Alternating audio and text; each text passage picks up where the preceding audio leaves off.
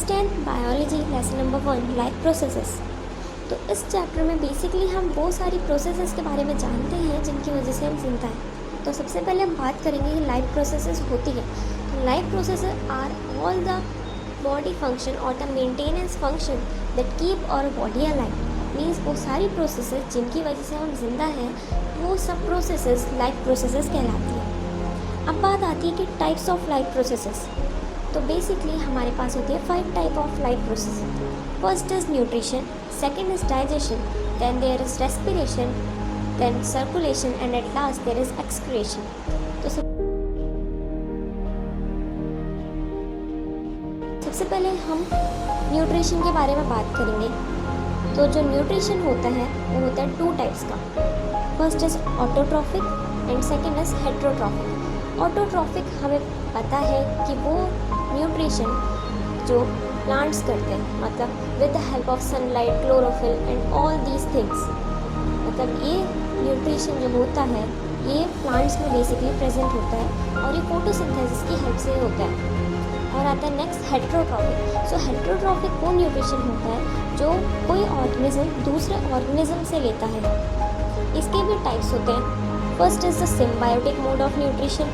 So symbiotic mode of nutrition एक ऐसा nutrition होता है जिसमें कि 2 ऑर्गेनिज्म एक साथ रहते हैं, म्यूचुअली उनके बीच में एक रिलेशनशिप होती है और उसमें अपना फूड एंड शेल्टर शेयर करते हैं। फॉर एग्जाम्पल फंगाई और एल्गी जब एक साथ रहते हैं तो लाइकेंस फॉर्म करते हैं।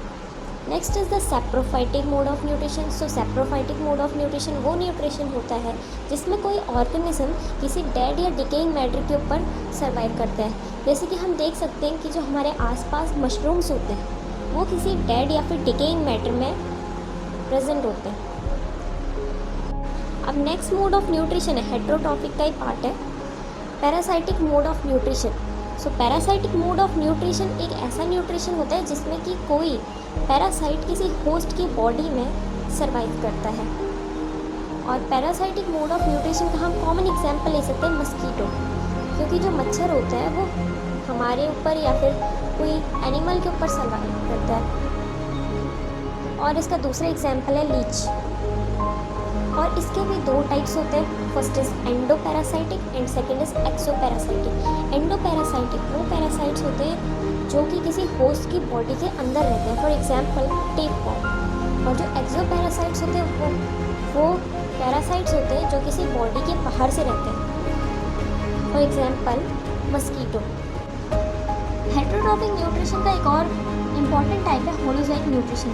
इसका एग्जांपल हम अपने आप में से ले सकते हैं। जैसे देखिए हमने खाना खाया, फिर उसके बाद वो खाना गया हमारी बॉडी के अंदर और हमारी बॉडी के अंदर बाकी की सब डाइजेशन की प्रोसेसेस हुई और उन प्रोसेसेस की वजह से वो फूड डाइजेस्ट हुआ।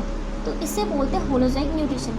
मीन्स एक ऐसा न्यूट्रिशन जिसमें कोई ऑर्गेनिज्म पहले पूरा फूड अपने अंदर इंगल्फ कर लेता है या फिर खा लेता है, फिर उसकी बॉडी के अंदर बहुत सारी प्रोसेसेस होने के बाद वो जब फूड डाइजेस्ट होता है, इसे हम बोलते हैं होलोजोइक न्यूट्रिशन। डाइजेशन। तो डाइजेशन की प्रोसेस जानने के लिए हमें पता होना चाहिए कि डाइजेशन होता क्या है। सो डाइजेशन एक ऐसा प्रोसेस है जिसमें हम फूड लेते हैं और वो फूड हमारी बॉडी में अलग अलग प्रोसेसेस के थ्रू सिंपलर सब्सटेंस में टूटता जाता है। It means the breaking down of complex substances into the simpler ones. और इस प्रोसेस में हमारी जो हेल्प करता है वो होता है हमारा डाइजेस्टिव सिस्टम, जो हमारे माउथ से स्टार्ट होता है और एनस में ख़त्म होता है। तो देखिए बारी बारी से हम इन सब के बारे में जानेंगे। तो सबसे पहले आता है हमारा माउथ। माउथ कैविटी 3 पार्ट्स में डिवाइडेड है। First is teeth, second is tongue and third is salivary gland. तो जो हमारे टीथ होते हैं, टीथ का बेसिकली वर्क ये होता है कि हमारे फूड को च्यू और फिर ग्राइंड करने में हेल्प करते हैं। Second is the tongue. So tongue क्या होती है, वो हमें टेस्ट करने में हेल्प करती है और उसमें टेस्ट बड्स प्रेजेंट होते हैं। और जो टेस्ट बड्स प्रेजेंट होते हैं ये होते हैं पैपिला में। And next is the salivary gland. तो जो सैलिवरी ग्लैंड होता है ये सलाइवा सिक्रीट करता है, जिसकी मदद से हमारा जो फूड होता है वो सिंपलर शुगर यानी कि मेल्टोज में ब्रेक डाउन होता है। Then the food goes to the food pipe और फूड पाइप के थ्रू आता है हमारे स्टमक में। हमारे स्टमक में 3 तरह के एंजाइम्स होते हैं। First is the hydrochloric acid, second is the pepsin, and third that protect our stomach from the harmful effect of HCl, that is mucus. सबसे पहले हम देखेंगे कि HCl का क्या वर्क होता है. सो HCl एक ऐसा एंजाइम होता है जो कि बहुत एसिडिक होता है. इसकी मदद से हमारे फूड से पैथोजेंस यानी कि हार्मफुल माइक्रो ऑर्गेनिज्म या फिर हार्मफुल बैक्टीरियाज हम कह सकते हैं, इसे किलिंग में हेल्प करता है. Next is pepsin. तो जो पेप्सिन होता है वो प्रोटीन के कांटेक्ट में आके पेप्सिनोजन में कन्वर्ट हो जाता है. और आपने ऐसा सोचा ही होगा कि HCl इतना हार्मफुल एसिड है जो हमें अगर हम उसे टच करते हैं तो फिर हम हमारे हाथ को जला देते हैं. तो कभी सोचा कि ये जो हमारे स्टमक में HCl प्रेजेंट है ये हमारे पेट को क्यों नहीं जलाते रहते? इसका एक ही रीज़न है कि जो ये म्यूकस है ये हमारे स्टमक में प्रेजेंट है. म्यूकस एक लाइनिंग टाइप क्रिएट कर देता है जिसकी वजह से हमारे स्टमक की इनर वॉल और HCl ये दोनों कांटेक्ट में ना आ सके. तो इसकी मदद से हमारा पेट जो होता है हमारा स्टमक जो होता है वो प्रोटेक्टेड रहता है. मतलब जो फूड होता है वो हमारे स्टमक में जाके एसिडिक हो जाता है. फिर बात आती है उसे बेसिक बनाने की. तो उसके बाद हो जाता है स्मॉल इंटेस्टाइन में. लेकिन स्मॉल इंटेस्टाइन में भी उसे अलग अलग पार्ट से सिक्रीशन मिलता है और उसकी मदद से वो बेसिक बन जाता है. और उसे कौन कौन से पार्ट हेल्प करते हैं? फर्स्ट इज़ द लीवर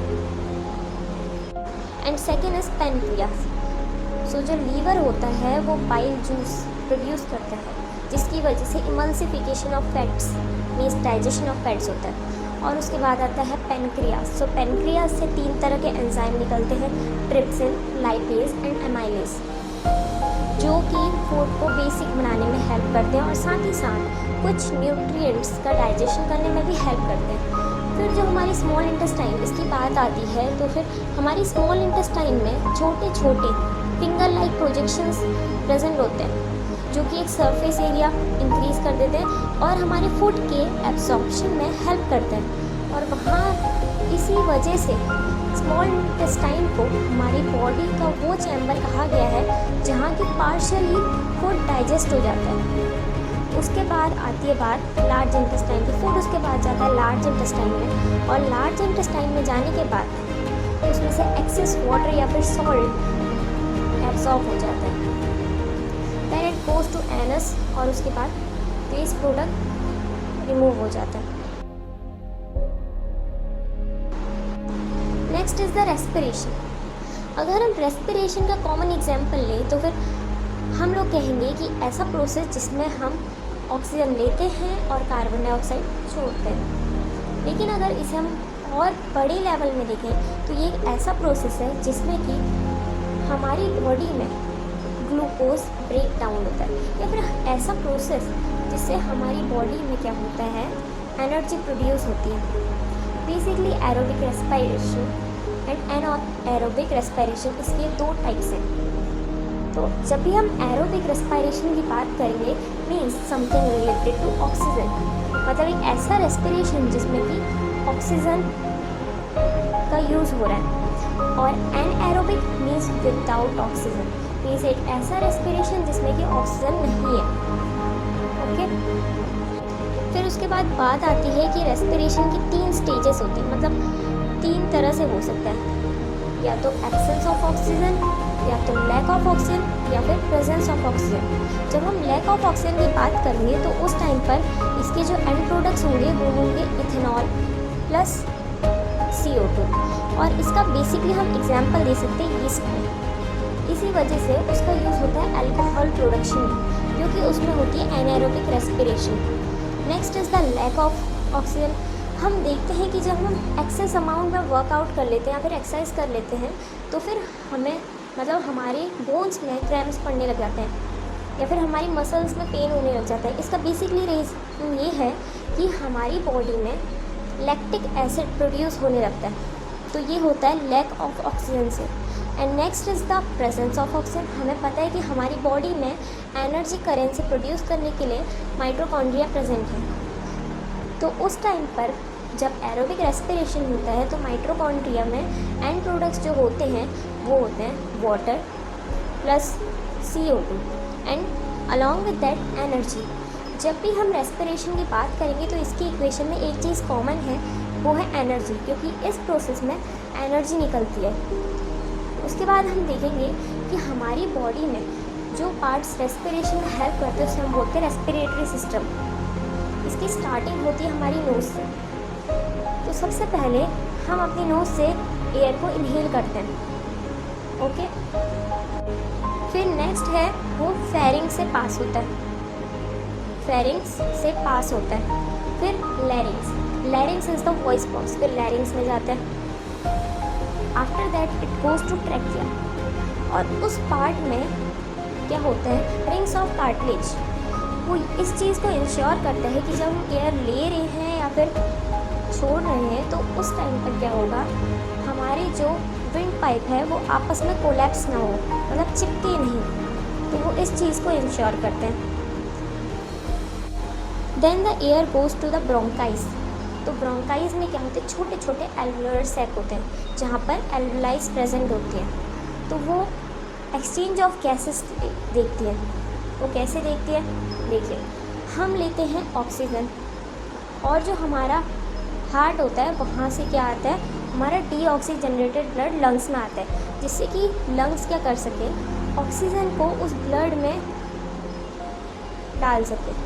तो फिर इसके लिए वो करती क्या है, इसके लिए वो एल्वलाइज करते क्या हैं, जैसे हमारा ब्लड आ गया हमारी लंग्स के पास और हमने ऑक्सीजन इनहेल की, तो हमारी एल्वलाइज में ऑक्सीजन फिल हो जाती है। और जैसे ही उसके पास ब्लड आता है, हमें ये पता है कि जब डिफ्यूजन का प्रोसेस होता है तो उस टाइम पर क्या होता है, higher concentration to lower concentration particles का मूवमेंट होता है।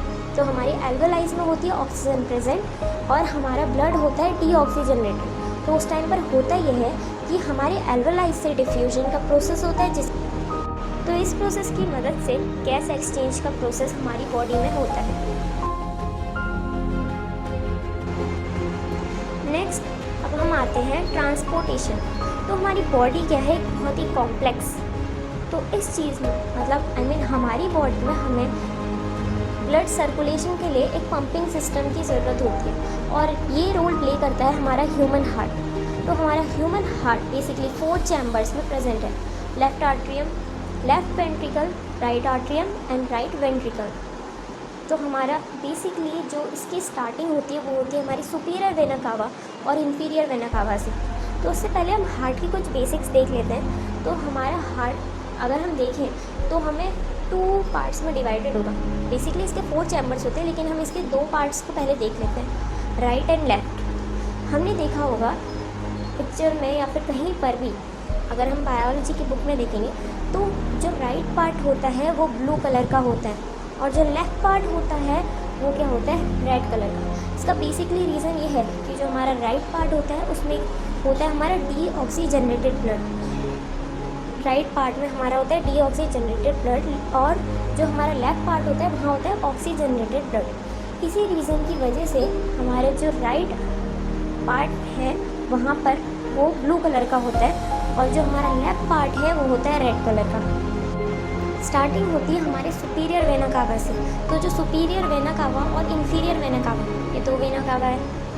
तो सुपीरियर वेना कावा से ऊपर की बॉडी से और इन्फीरियर वेना कावा मीन्स नीचे की बॉडी से 2 डायरेक्शन से हमारे राइट एट्रियम में क्या होता है, डीऑक्सीजनेटेड ब्लड आ जाता है। फिर उसके बाद हो जाता है राइट वेंट्रिकल में। अगर आपको इसे लर्न करने में मुश्किल हो रही है कि पहले राइट एट्रियम में जाएगा या वेंट्रिकल में, तो बेसिकली हम एक ट्रिक यूज़ कर सकते हैं। हमें पता है कि ए और वी में से पहले क्या आते हैं, ए। तो सबसे पहले कहाँ जाएगा, राइट एट्रियम में, फिर उसके बाद जाएगा राइट वेंट्रिकल में, और इनके बीच में एक वॉल्व प्रेजेंट होती है जिससे हम बोलते हैं ट्राइकस्पिड वॉल्व। तो इसका बेसिकली वर्क ये होता है, वॉल्व का वर्क ये होता है, जो हमारा ब्लड हार्ट में जा रहा है वो एक ही डायरेक्शन में फ़्लो करे, मतलब पीछे वापस ना आए। तो इसी वजह से वॉल्व प्रेजेंट होती है। फिर हमने बात की कि वो चली गया राइट वेंट्रिकल में। फिर उसके बाद हो जाता है हमारी पल्मोनरी वॉल्व।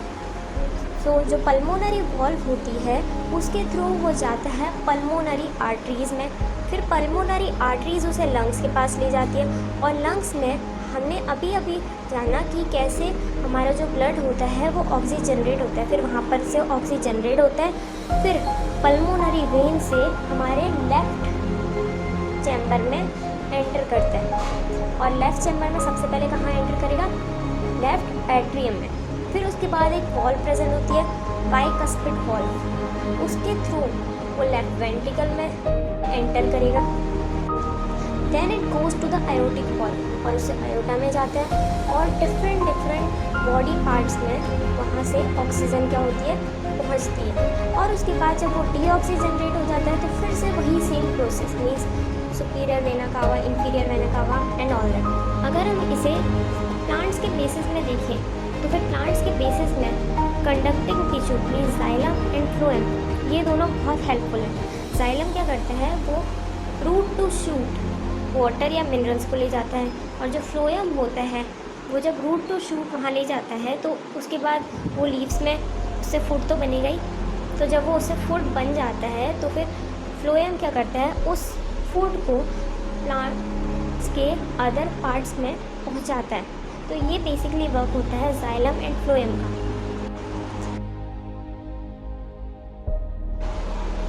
अब आपका नेक्स्ट टॉपिक है एक्सक्रीशन। सो एक्सक्रीशन में जो पार्ट हेल्पफुल होते हैं वो एक एक्सक्रीटरी सिस्टम फॉर्म करते हैं, जैसे कि उस एक्सक्रीटरी सिस्टम में प्रेजेंट होती है हमारी kidney, a pair of ureters, urinary bladder and urethra.